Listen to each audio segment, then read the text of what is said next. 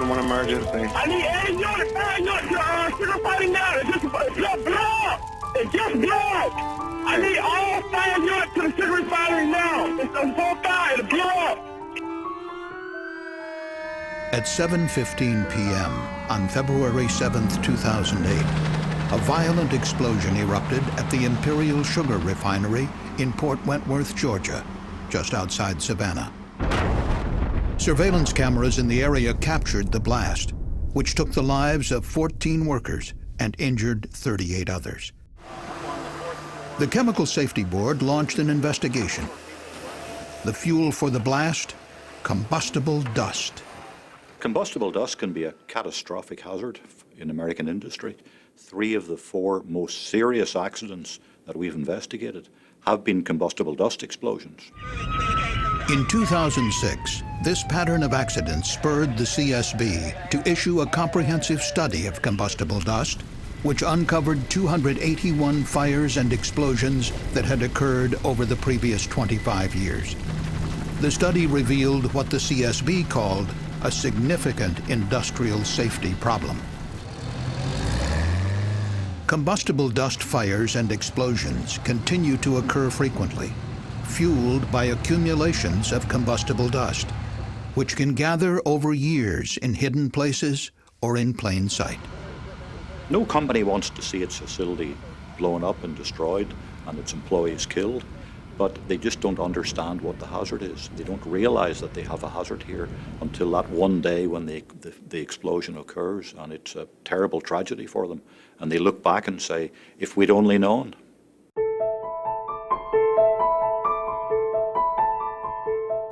When Tammy Miser got a phone call late one evening in 2003, she worried it would be about her brother, Sean Boone, who worked at an automotive parts factory. And we usually didn't answer the phone that late, but we knew when it kept ringing that there was something wrong, so we answered it, and there had been an accident there before, so I knew. I knew if they were calling me, it was my brother. Sean Boone was a mechanic at the Hayes Lemmers plant in Huntington, Indiana. I got you going around the corner, man. The company produced aluminum car wheels. The process of finishing the wheels left behind aluminum scraps, which were chopped into small pieces and sent to a furnace to be melted and reused. Chopping, drying, and blowing the dry chips through the transfer piping created highly combustible aluminum dust, which flowed through ducting to a steel drop box outside the building, where large particles were trapped. The air then entered a dust collector, which removed finer aluminum particles.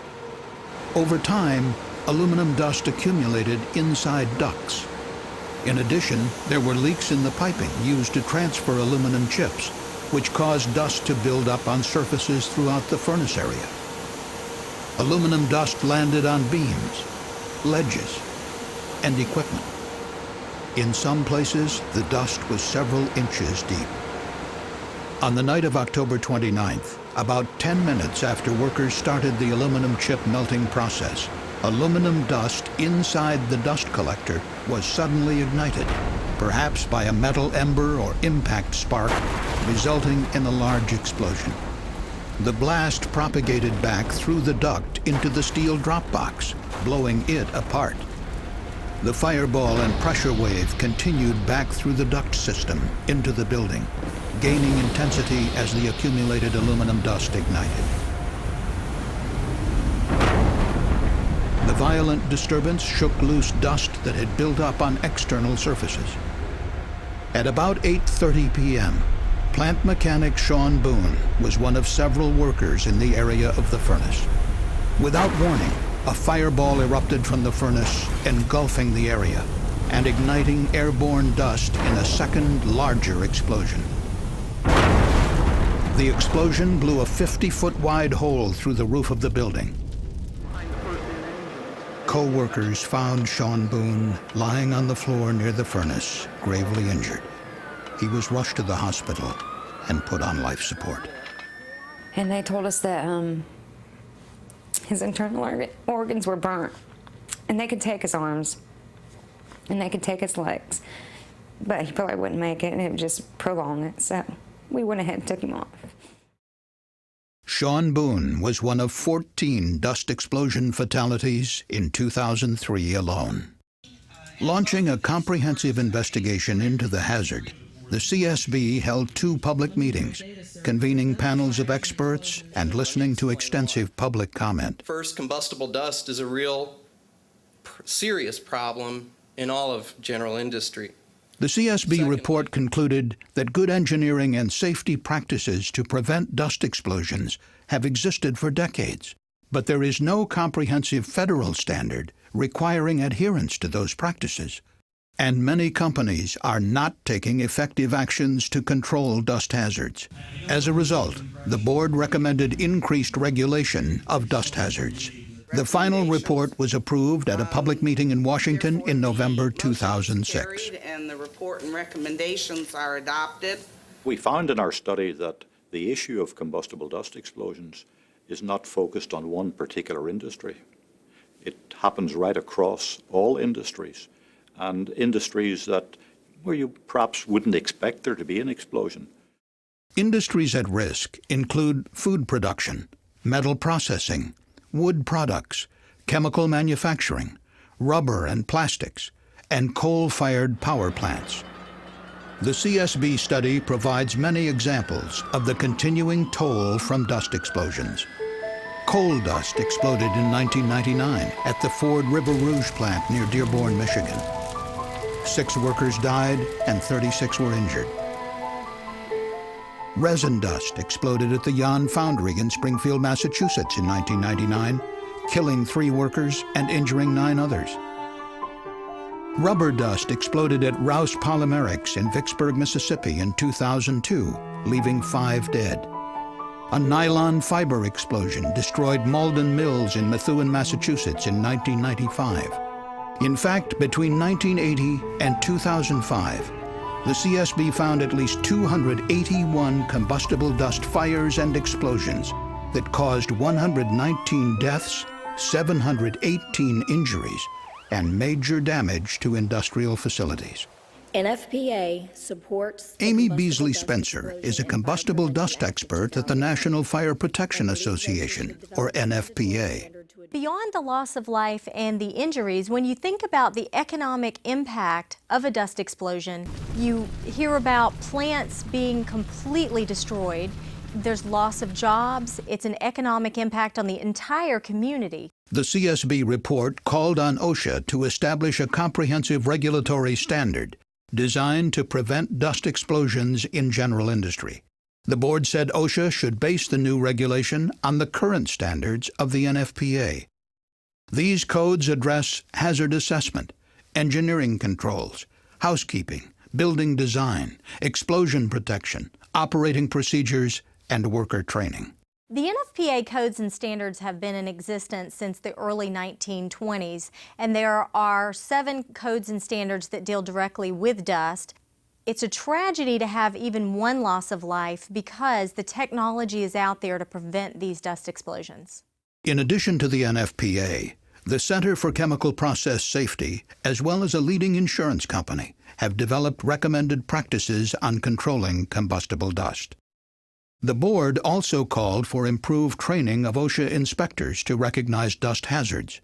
Interim CSB Executive William Wright explained the recommendation before the House Committee on Education and Labor in March 2008, citing 3 dust explosions the CSB had investigated in 2003. State OSHA officers had inspected all 3 facilities prior to the accidents, but the dust hazards were never recognized or cited.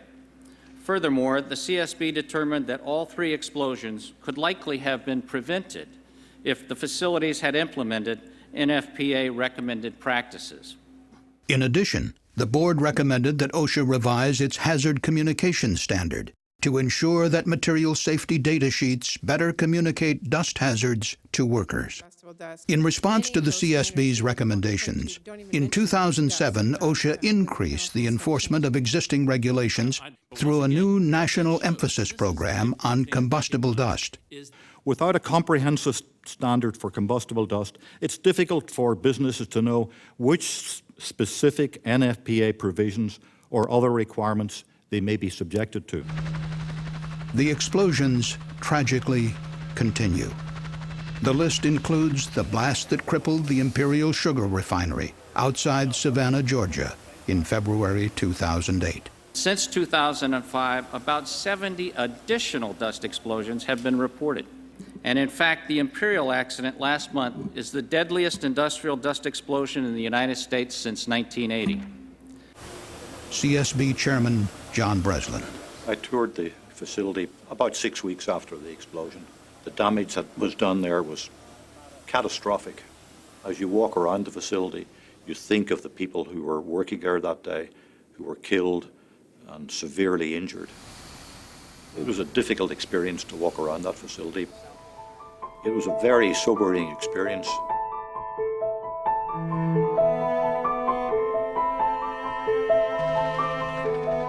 What is so frustrating about dust explosions is that they're so preventable. And I believe that one of the reasons that dust explosions continue to occur may simply be a lack of understanding about the materials. Most solid organic materials will explode if the particles are small enough and they're dispersed in a sufficient concentration. Some of the materials that could form combustible dust, and there are lots of them, could include coal, sawdust, food products like sugar and flour, pharmaceuticals, many chemicals, and even many metals. Like all fires, a dust fire requires fuel, oxygen, and an ignition source. A dust explosion requires two additional elements: dispersion and confinement. The CSB commissioned laboratory tests using a sample of fine polyethylene dust found by investigators in the rubble of a North Carolina factory. Dust is dispersed into a flame, creating a fireball. When the dust is confined within a structure or a piece of equipment, a powerful explosion can occur and propagate, as this coal industry video demonstrates.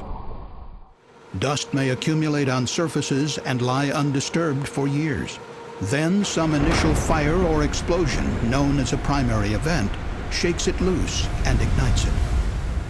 It causes a pressure wave to go through the plant, and that dislodges all of the dust that is perhaps unknown up on the rafters, on the beams, on the tops of equipment, and that serves as the fuel for the secondary explosions that move through the plant. Most of the fatalities and the devastating injuries have been caused by these secondary dust explosions. According to the NFPA, a catastrophic explosion can occur from as little as 1/32 of an inch of accumulated dust, around the thickness of a dime, covering just 5% of a room's surface area.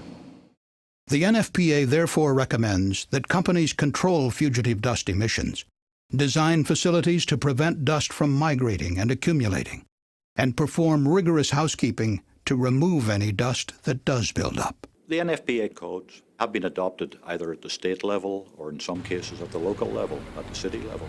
But the problem is they're not enforced in any regular way. A catastrophic dust explosion at the West Pharmaceutical plant in Kinston, North Carolina in 2003 reveals what can happen when companies do not properly assess the hazards from combustible powders and do not design their buildings and equipment appropriately. West Pharmaceutical made small rubber medical products, such as syringe plungers and stoppers, at a large manufacturing facility with nearly 300 workers. In the process, large batches of rubber were compounded and rolled into long strips. To keep these strips from sticking together, they were dipped in a vat containing a whitish slurry of water and finely powdered polyethylene, a petroleum-based wax-like plastic. The coated rubber strips were then blown dry with fans and folded for later processing. As the rubber sheets dried, combustible polyethylene dust, which was not visible to workers but is colored white here for illustration, was blown into the air. Over the years, the air conditioning system drew polyethylene dust into the hidden space above an acoustic tile ceiling that was suspended over the production area. There, the dust gradually built up to a thickness of up to 1/2 inch on ceiling tiles, beams, conduits, and light fixtures, just a few feet over the heads of unsuspecting workers. January 29th began as a routine workday at the West plant. But at about 1:28 p.m., a small fire or explosion occurred somewhere near the production area. It lofted the accumulated dust above the ceiling into a thick cloud, which then ignited in a much more violent secondary explosion. Some employees described a sound like rolling thunder as the dust explosion spread throughout the space above the ceiling and ripped through the building. The accident at West Pharmaceutical Services took the lives of 6 employees and injured 38 others, including 2 firefighters. The thing that set up the tragedy at West was the mere accumulation of hazardous dust above a ceiling. The NFPA code says that any openings where dust could accumulate must be sealed. The solution would have been to either seal it or to not have a suspended ceiling. Another cause of the West accident was that workers were not informed of the dust explosion hazard arising from the polyethylene slurry, a fact that should have been included on the material safety data sheet. At West Pharmaceutical, the dust wasn't well recognized as a hazard because it was actually in a slurry form. So the actual processing of the slurry, the drying of it, created the dust, and the dust migrated above the suspended ceiling. Cleaning above the ceiling was overlooked in West's otherwise rigorous housekeeping program. Cleanliness was a matter of pride for the West staff. Being in the pharmaceutical services industry, they kept the production area very, very clean. Some of them knew that large amounts of dust had accumulated above the suspended ceiling.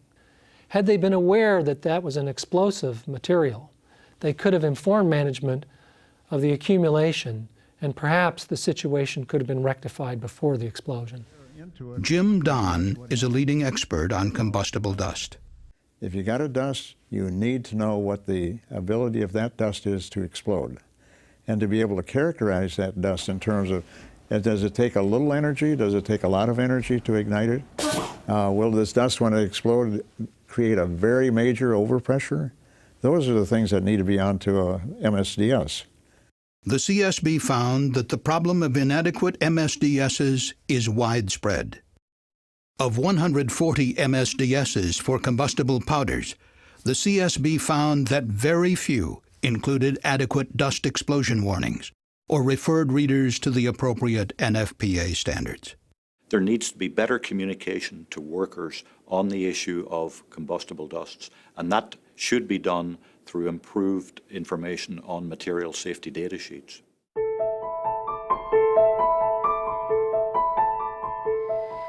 Less than a month after the West Pharmaceutical accident, a fatal dust explosion crippled the CTA acoustics plant in Corbin, Kentucky. The disaster at CTA, which claimed 7 lives, illustrates the critical importance of following NFPA recommended practices to control dust hazards.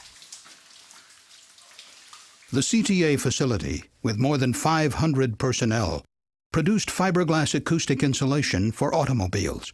Covering 300,000 square feet, it had 5 production lines. At line 405, fiberglass was fed along a conveyor system and spread to create a web. Black phenolic resin powder was deposited onto the fiberglass. Hundreds of thousands of pounds of the combustible resin powder were used in the plant every month. Next, the mat former used air suction to spread the resin through the fiberglass. Excess powder and fibers were drawn up into a dust collector and rapidly accumulated on long cloth bags. After the mat former, a nylon facing was rolled onto the fiberglass before it entered a gas-heated curing oven. Combustible resin accumulated in the oven, resulting in frequent small fires that were extinguished by workers. During each shift, the line was shut down for cleaning.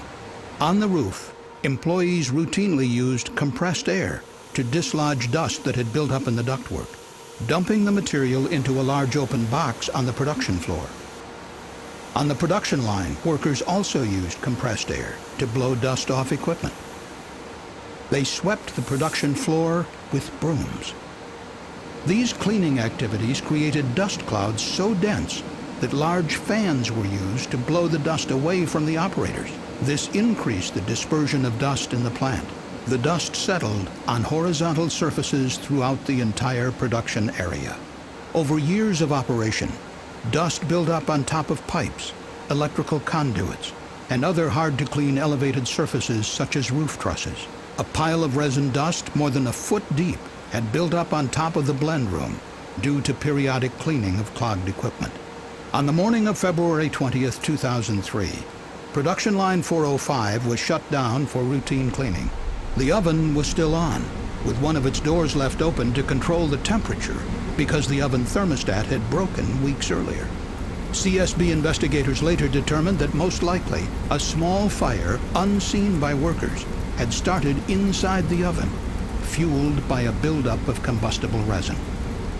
During cleaning, workers had discovered that a transition duct leading from the mat former to the dust collector was clogged.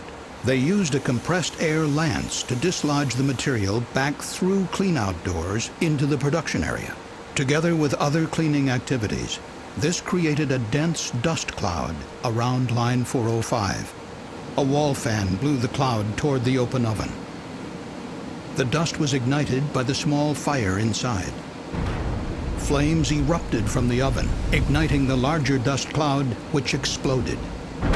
This was quickly followed by a second dust explosion at the other end of the production line. 4 employees nearby were injured. 1 later died from severe burns. The force of the 2 explosions shook the building and dispersed accumulated dust throughout the production area. This airborne dust fueled a quickly moving fireball, spreading west along the roof trusses toward production line 403, which was also surrounded by dust. 4 workers in this area were fatally burned. The fireball continued past line 402, fatally injuring 2 more workers, and then to line 401, where a third explosion occurred nearly 300 feet from where the first blast was ignited. 3 workers in this area were severely burned. The 4 production lines were not adequately segregated, and this allowed the dust explosion to very quickly travel from one production line to the next to the next. And in this case, most of the employees who died were actually working a far distance from where the initial fire began. NFPA recommends minimizing horizontal surfaces where dust can collect. But the CSB found that this was not done at CTA. At CTA Acoustics, there were many actions that were being completed that were prohibited in the NFPA codes and standards. For instance, if you're using compressed air, that can create more dust in the air to cause a larger fuel load for the actual explosion. CTA personnel also used brooms and fans to clean the production lines, which dispersed dust throughout the building. NFPA standards emphasize the use of safe cleaning methods, such as vacuuming with specialized equipment. Well, in normal, routine daily housekeeping, workers address the working and walking surfaces in their production areas. They address their equipment, the places that they can see.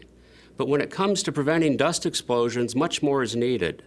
You have to clean in the out-of-the-way places, up near the rafters. You also don't want to over-rely on housekeeping, because if you have housekeeping round the clock and you're still seeing layers of dust, you might want to look at your system to see why that dust is being produced in the first place. The CSB also found the material safety data sheets for the phenolic resin powder used at CTA did not adequately warn of the dust explosion hazard. Kentucky State Fire Inspectors had not visited the facility since its construction in 1972. Insurance companies had inspected the plant on multiple occasions, but never identified the dust hazard. Neither had state authorities. We found that Kentucky OSHA had, in fact, inspected this facility not long before the explosion, yet they had not uncovered the combustible dust hazard. We further learned that they had not received specific training to be able to detect this deadly hazard. Following the CSB investigation, Kentucky officials established a new program to inspect facilities with dust hazards and developed an educational bulletin on dust, which was distributed to thousands of facilities.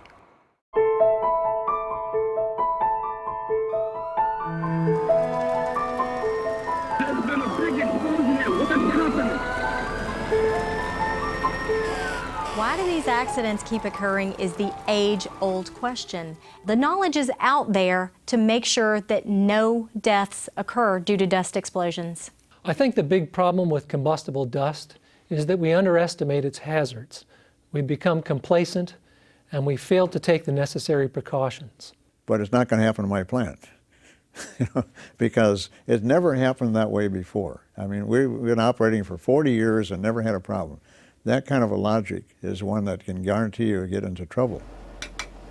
Any material that they have in their process in a dust form should be tested to determine if it is a dust explosion potential or not. In the 1970s and 80s, the U.S. experienced a series of grain dust explosions that killed many people. OSHA responded with new regulations in 1987 requiring preventive maintenance, worker training, and formal dust cleaning programs in grain handling facilities. A 2003 OSHA analysis concluded that the number of deaths from grain dust explosions had dropped dramatically. OSHA has a specific standard for grain dust, and that's been a very successful standard, and it has significantly reduced the number of accidents involving grain dust. I believe if there were a national OSHA requirement dealing with dust explosions, that the incidents would be significantly decreased. In April 2009, Secretary of Labor Hilda Solis announced plans for a comprehensive regulatory standard. Where workers are in danger, where mandatory regulations make sense, we will act and we will implement. And I'm announcing today that OSHA will begin the rulemaking on combustible dust. What I feel that we need to do to prevent combustible dust explosions is threefold.